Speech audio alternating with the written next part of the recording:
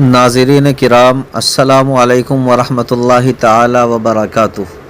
میں محمد عاصم خادم جمیلہ مسجد مہرولی 10 مئی 2024 1 ذی قعدہ بروز جمعہ 1445 ہجری کو ہماری مسجد جمیلہ مسجد مہرولی میں جو درگاہ حضرت خواجہ قطب الدین بختیار کاکی علیہ الرحمہ کے بالکل قریب ہے، ہم سب کے مخدوم و مکرم بزرگ مناظر اسلام فاتح قادیانیت حضرت مولانا شاہ عالم صاحب گورکھپوری دامت برکاتہم العالیہ جو نائب ناظم ہیں کل ہند مجلس تحفظ ختم نبوت دارالعلوم دیوبند کے، وہ تشریف لائے اور آپ نے انتہائی آسان انداز میں اسلامی عقائد کا تحفظ اس عنوان سے بہت ہی پرمغز خطاب کیا، جس سے لوگوں کے دل نرم ہو گئے اور تقریباً سبھی کے دلوں میں اپنے عقائد سنوارنے کی ایک امنگ پیدا ہوئی۔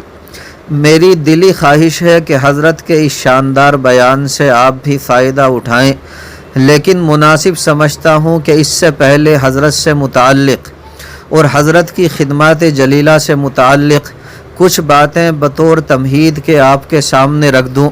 اللہ رب العزت ہمارے اکابر کی کاوشوں کو بے حد قبول فرمائے اور ہمیں ہمارے اکابر کے ساتھ جوڑے رکھے۔ یوں سمجھ لیجئے کہ عالم اسلام میں جن علماء کرام نے ایک عرصے سے تحفظ ناموس رسالت کے لیے اپنی زندگی وقف کر رکھی ہے اور عقیدہ ختم نبوت کے محافظ بن کر باطل کے لیے سد راہ بنے ہوئے ہیں، انہی میں ایک معروف نام محافظ ختم نبوت مولانا شاہ عالم صاحب گورکھپوری مد ظلہ العالی نائب ناظم کل ہند مجلس تحفظ ختم نبوت دارالعلوم دیوبند کا ہے، جو تقریباً 33 سالوں سے تحفظ ختم نبوت کے لیے زرعی اور مقبول خدمات انجام دے رہے ہیں اور عالم اسلام میں جن کا ایک اہم مقام ہے۔ یوں سمجھ لیجئے کہ سن 1996 میں دارالعلوم دیوبند میں حضرت مولانا شاہ عالم صاحب گورکھپوری دامت برکاتہم العالیہ کو مجلس شورا دارالعلوم دیوبند کی طرف سے کل ہند مجلس تحفظ ختم نبوت کا نائب ناظم مقرر کیا گیا اور شعبہ تحفظ ختم نبوت کے اسباق آپ کے ساتھ خاص کر دیے گئے اور آپ تاحال اس منصب پر رہ کر عالمی پیمانے پر تحفظ ختم نبوت کے لیے زمینی اور قلمی خدمات انجام دے رہے ہیں۔ حضرت مولانا نے علماء و اکابر کی تقریباً 150 سے زائد کتابوں پر تحقیق و تعلیق، اسی طرح ترتیب جدید کا کارنامہ انجام دیا ہے جو ہمیشہ تاریخ کے اوراق میں ثبت رہے گا انشاءاللہ، اور یہ سلسلہ ابھی بھی جاری ہے۔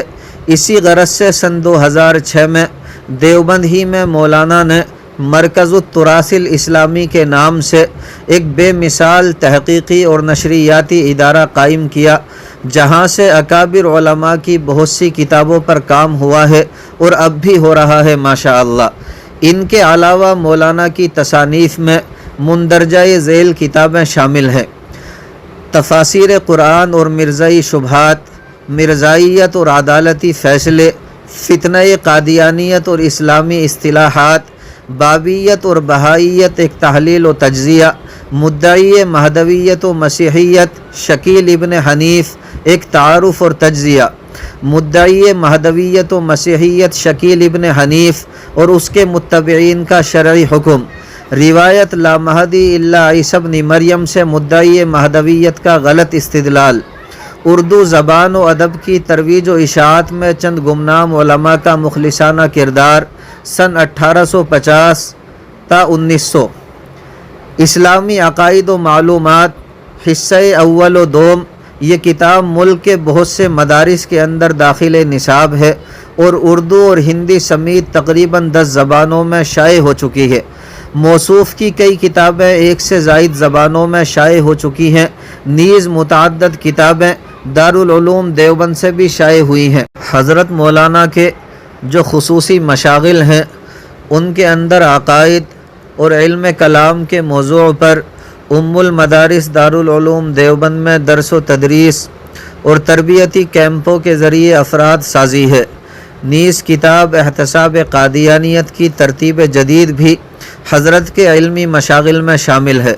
یوں سمجھ لیجئے کہ تحفظ ختم نبوت کے موضوع پر 1 صدی سے زائد عرصے میں اب تک جو کتابیں تصنیف پا کر منظر عام پر آئی ہیں ان کے مجموعے کا نام احتساب قادیانیت ہے۔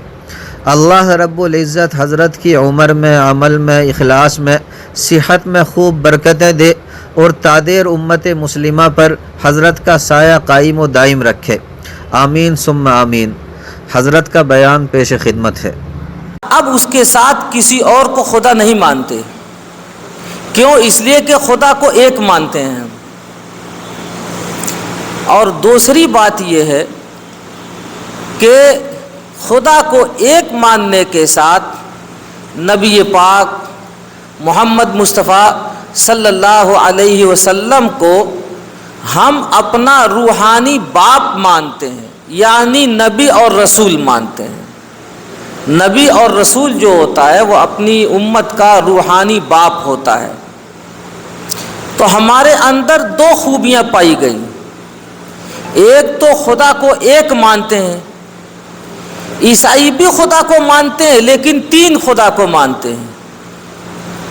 ہمارے برادران وطن بھی خدا کو مانتے ہیں لیکن نہ معلوم کتنوں کو خدا مانتے ہیں۔ مسلمان ایک خدا کو مانتا ہے۔ اور دوسری خوبی یہ ہے کہ محمد مصطفیٰ صلی اللہ علیہ وسلم کو آخری رسول، آخری نبی، یعنی اپنا ایسا روحانی باپ مانتا ہے کہ آپ کے بعد اب اور کوئی شخص روحانی باپ بن کے اس دنیا میں نہیں آ سکتا۔ دیکھیے، رسول تو یہودی بھی مانتے ہیں لیکن وہ حضرت موسیٰ علیہ السلام کو مانتے ہیں۔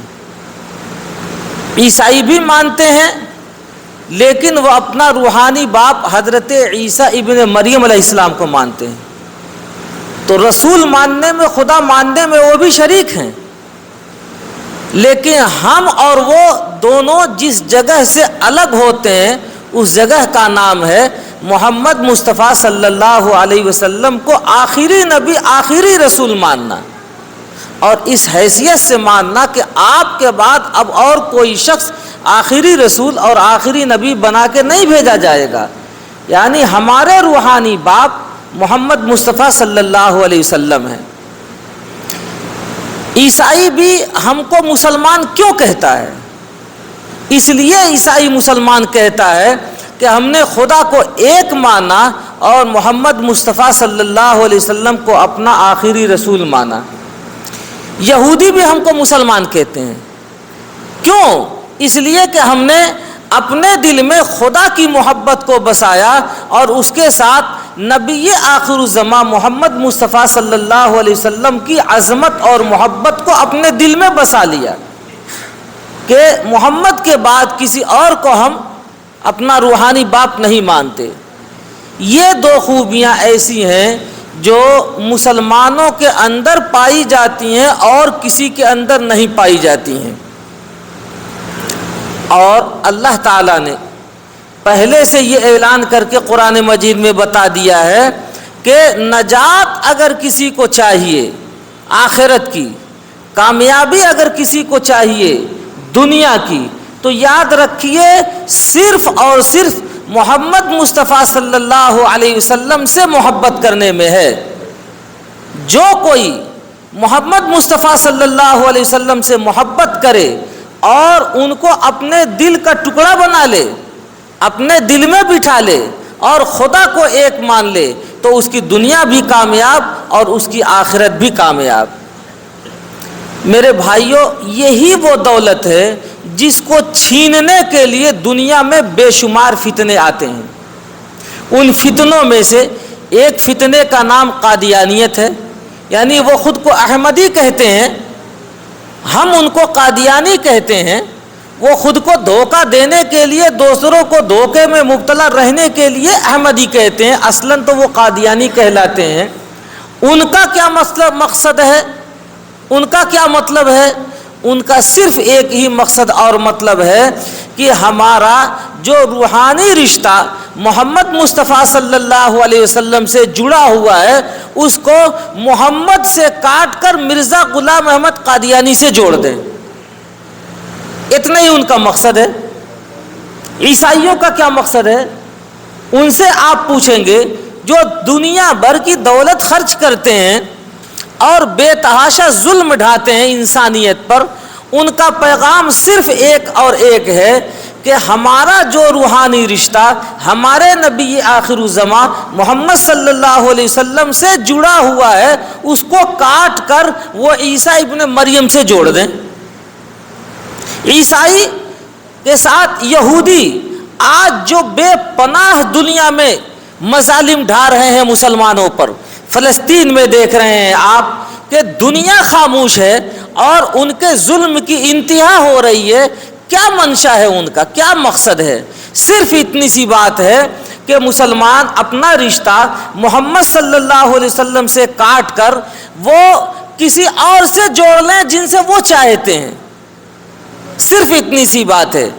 تو دنیا کی ساری طاقتیں آج جو لگی ہوئی ہیں اس بات کے اوپر کہ مسلمان رہے، خود کو مسلمان کہے، مسلمانوں والا عمل رکھے، مسلم معاشرے کو اپنائے، لیکن محمد صلی اللہ علیہ وسلم سے اپنا رشتہ کاٹ کر جس سے دنیا والے چاہتے ہیں اس سے جوڑ لے. اور اللہ تعالیٰ یہ فرماتے ہیں کہ یاد رکھو اگر تمہارا رشتہ محمد سے کٹ گیا تو دنیا کے اندر بھی کوئی کامیابی تمہیں نہیں مل سکتی اور آخرت کی زندگی تو تمہاری سیاہ اور برباد ہو ہی جائے گی. میرے بھائیوں، اس طرح کے فتنے آپ کے درمیان دلی میں بھی بے شمار پائے جاتے ہیں. ایک نیا فتنہ لیٹسٹ چلا ہے، اس کو شکیلی فتنہ کہتے ہیں. اس کا کیا منشا ہے؟ وہ رہیں گے مسجدوں میں، نمازیں پڑھیں گے آپ کی صفوں میں، رہیں گے مسلمانوں جیسے، باتیں کریں گے مسلمانوں جیسی، نماز روزہ سب کچھ مسلمانوں جیسا کریں گے، لیکن وہ مسلمان نہیں ہوتے.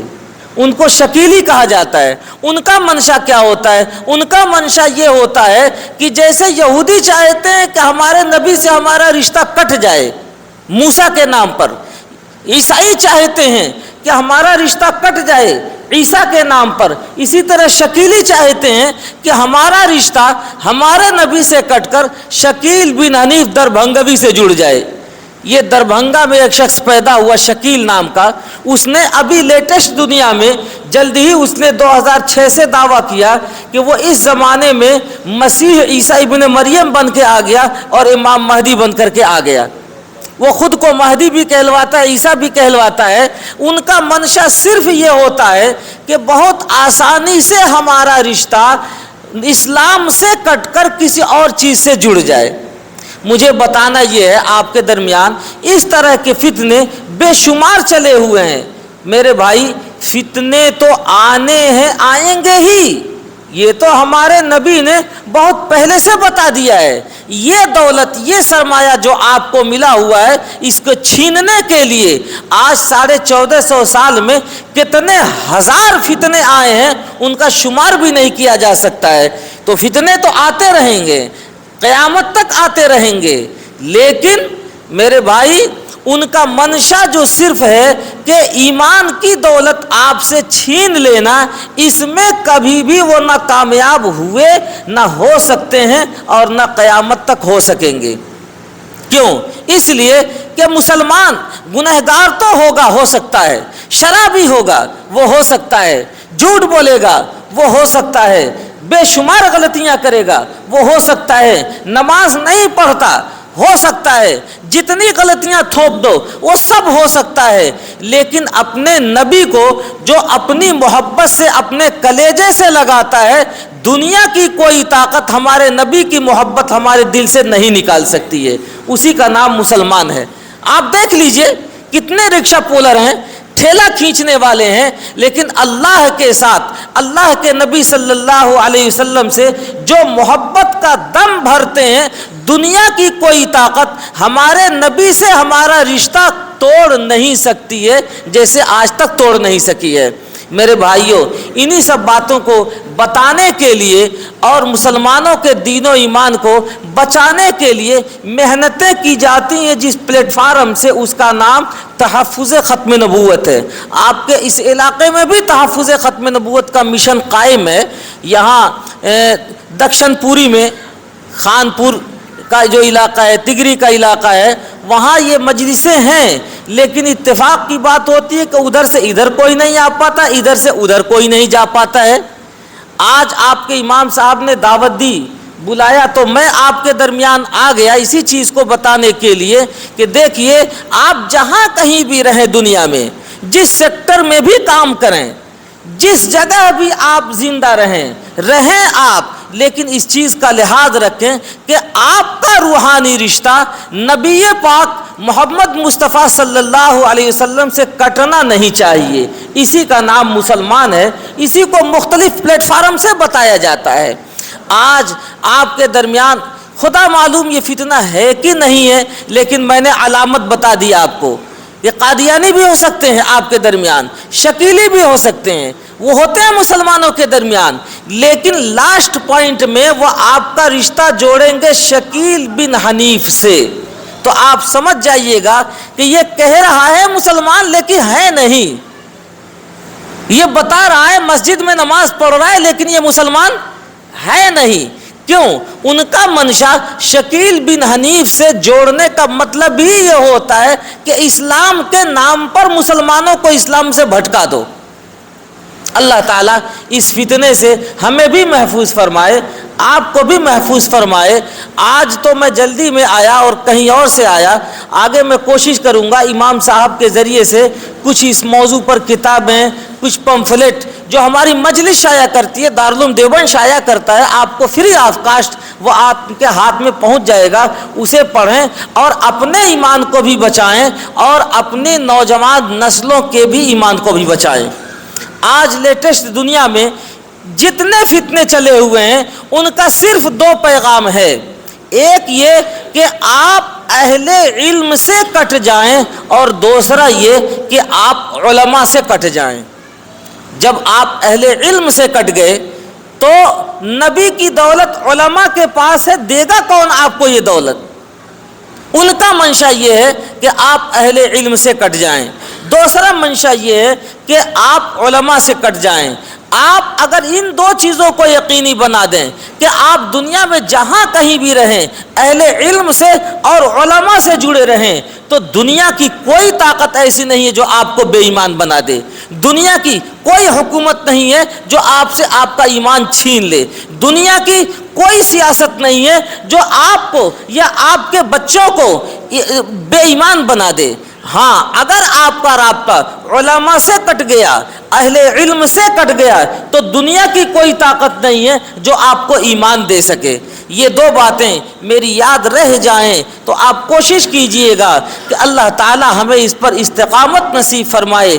جہاں کہیں رہیں اہل علم اور علماء سے جڑ کر رہیں، ان سے جوڑ کر رہیں۔ اس کا یہ مطلب نہیں ہے کہ علماء سے غلطیاں نہیں ہوں گی، وہ فرشتے نہیں ہیں، ان سے گناہ بھی ہوگا، ان سے غلطیاں بھی ہوں گی، لیکن یاد رکھیے ایمان کی دولت اگر ملے گی تو صرف اور صرف اہل علم اور علماء ہی کے پاس ملے گی، کسی اور کے پاس نہیں ملے گی۔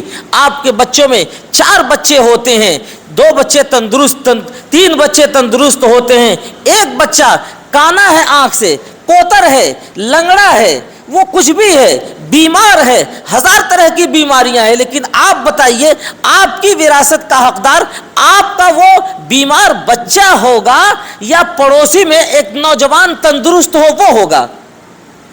وراثت کا مالک کون ہوگا؟ سرٹیفکیٹ کس کو ملے گا؟